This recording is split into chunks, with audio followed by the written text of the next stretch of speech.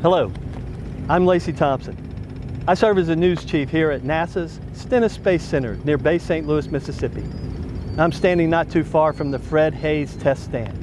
This is where NASA tests RS-25 engines to help power the SLS, or Space Launch System rocket, on Artemis missions back to the moon as we prepare for future journeys to Mars. I'm joined by one of our NASA test engineers and test conductors, Derek Zacher. Derek has agreed to answer some of the questions we've received during recent live stream broadcasts of RS-25 tests. Derek, thank you for joining us. Happy to be here.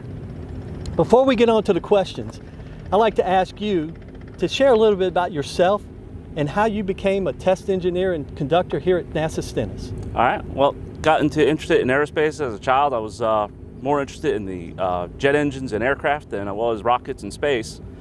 Went to school down at Embry-Riddle down in Daytona Beach, and that was close enough to Kennedy that I was able to go down and see a bunch of launches, and got really excited about it. Had an opportunity to come down here to Stennis, working for Orbital Sciences on their Antares program, and then when after our first launch there, I was able to get a job here in NASA, working with the team here on the stand testing the RS-25. Thank you, Derek. We're so glad you're part of the NASA Stennis family. Now, let's get on to the questions. And the first question relates to an upcoming RS-25 test on the Fred Haise test stand.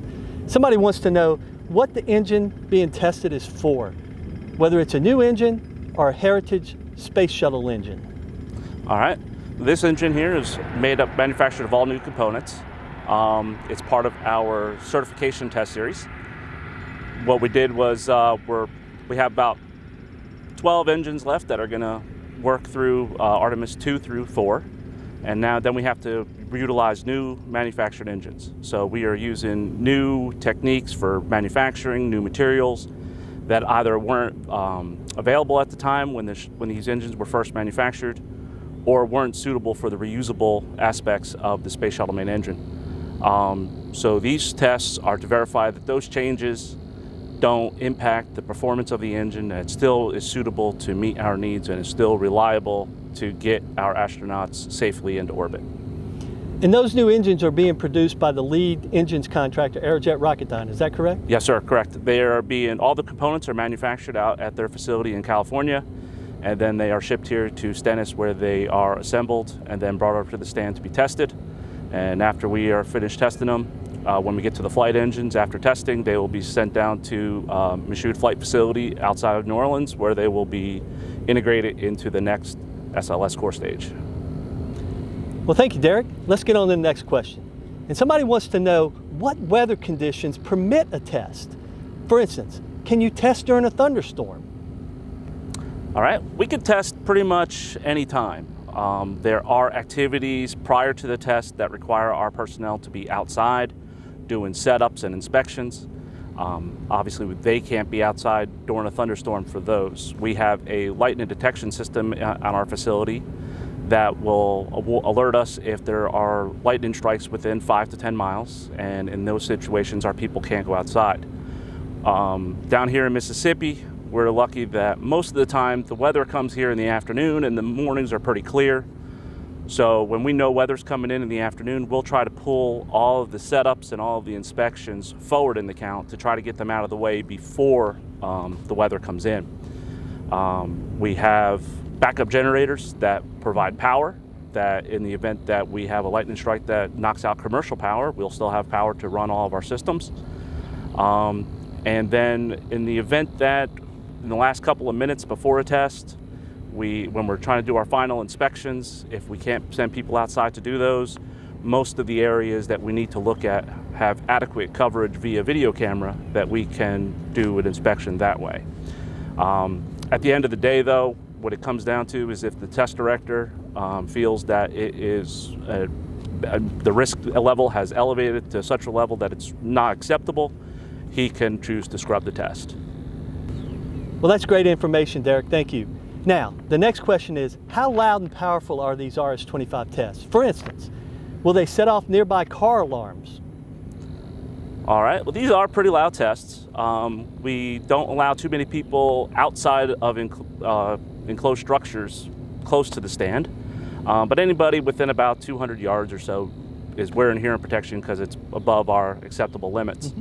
I have never heard of a car alarm going off out here, but on that note, you know, we're a pretty secure area out here, so most people don't even lock their cars when they're out here, so they're probably not even armed. Now, I have heard some friends that live, you know, 15, 20 miles away from here that tell me that when the clouds are low and the weather's just right, they can actually hear us from, you know, 15, 20 miles away. So it is pretty loud. Thanks, Derek. And of course, if the car alarm went off, you probably wouldn't hear it over the sound of the test. Probably not. So the next question we have is, how much thrust does the RS-25 engine produce? All right, the RS-25 engine produces 470,000 pounds of thrust. That's vacuum rated, so that's at altitude. That's at 100% of the rated power level. Now, on the Fred Hayes stand, in preparation for Artemis missions, we are testing these engines to 113% of its rated power level. And at that setting, it produces approximately 530,000 pounds of thrust. To give you a little bit of idea of perspective here, that's about 15 times the combined thrust of the two engines on an F-22 fighter. Thanks, Derek. Now, speaking about the thrust, someone wants to know, how hot and fast is the engine plume during the test? All right. The gas coming out of the nozzle of the engine is at about 6,000 degrees Fahrenheit. It's moving at about a little over 14,000 feet per second, or over 9,000 miles per hour.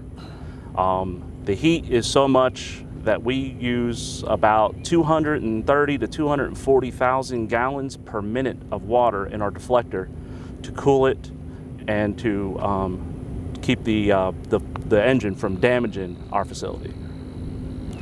Thanks, Derek. Now, some folks that have watched the engine test during the live stream, they've asked, what produces that cone of light you see right beneath the engine nozzle?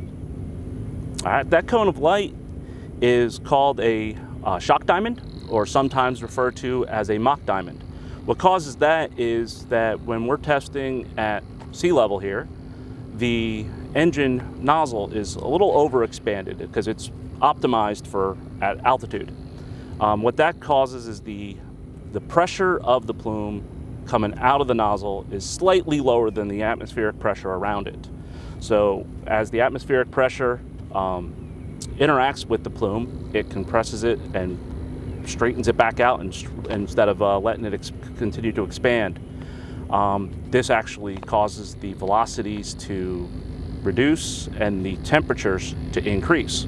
So right at that point where that diamond is, the temperatures are actually starting to ignite any residual fuel that's in the plume, and that's why it's visible in that area. If you watch, depending on what videos you see as you're watching it, you'll see that diamond moving in relation to the exit plane of the nozzle. And when that moves, that's when we are changing the power level of the engine. So the closer it is to the engine, the lower our power level is. Thanks, Derek. That shows us that physics can sometimes be beautiful, because that is a lovely mock diamond to look at during a test. Yes, sir, it is. Now, the next question we have is, how much fuel is used during a typical RS-25 hot fire? All right, Lacey, our propellant consumption on a typical test varies based off of our power level settings, so what our profile is looking at, and also the duration. Typically, for a normal profile, we're looking at about 6,500 gallons per minute of liquid oxygen and about 14,000 gallons per minute of liquid hydrogen. Our typical test is approximately 500 seconds. Sometimes you'll see us go a little longer, like our last test was 630 seconds. But we'll typically use about 55,000 gallons of liquid oxygen and about 140,000 gallons of liquid hydrogen during a normal 500-second test. We use an additional 8,000 gallons approximately of liquid oxygen to chill in our transfer line, our run ducts, and the engine prior to test, and we'll use about another 6,000 or 7,000 gallons of LH, or liquid hydrogen, to do the same on the fuel side of the system. Our run tanks aren't large enough to accomplish this, so what we'll do is we'll top off our fuel tanks prior to test, but then again, our even with that, our LOX tank is only 40,000 gallons and our LH tank is only 100,000 gallons. So we need to top off those tanks during test from our barges that you see docked at the side of the stands. We'll have separate people that operate those transfers to keep the test conductor free from having to worry about that. So we use a lot more than what you think just for what the engine's consuming, but we managed to make it work. Thanks, Derek. Now we have a final question for the day, and most people, as they watch the test, they notice the large white cloud exiting the test stand, and somebody wants to know, is that plume, is that cloud safe? Yes, that cloud is safe. It is primarily water vapor. So with the RS-25 engine operating on liquid oxygen and liquid hydrogen, when you combine those two elements, you get water. So you get water in a vaporized state, and then you mix that with the 200,000 gallons of water that's coming down the deflector that is being vaporized by that hot plume. And that's why the cloud is so big. It is almost all water vapor, and it's perfectly safe. As it cools, as it rises in the atmosphere and cools, it'll actually start raining, and we get a localized rain event right here on the facility, and it's perfectly fine if that water gets on you. Well, thank you for joining us today, Derek. And that's all the time we have for questions on this broadcast. But if you have questions, we invite you to send them in so we can answer them on a future live stream. There is an email address on the screen now, and we'll be sharing that also during our live stream that's upcoming. We're approaching an RS-25 test right now. We thank you for joining us. Now, let's get ready to shake, rattle, and roar.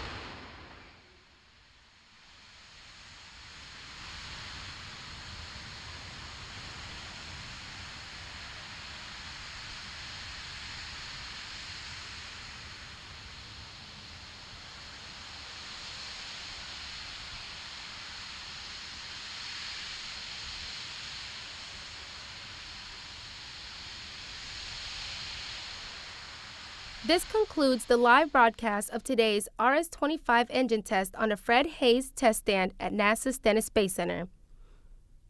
Please check the NASA Stennis website and social media channels for additional information about today's test as well as upcoming hot fires. Thank you for tuning in and for your ongoing support of NASA and NASA Stennis. Please join us now in viewing a NASA Stennis video titled Part of Something Great.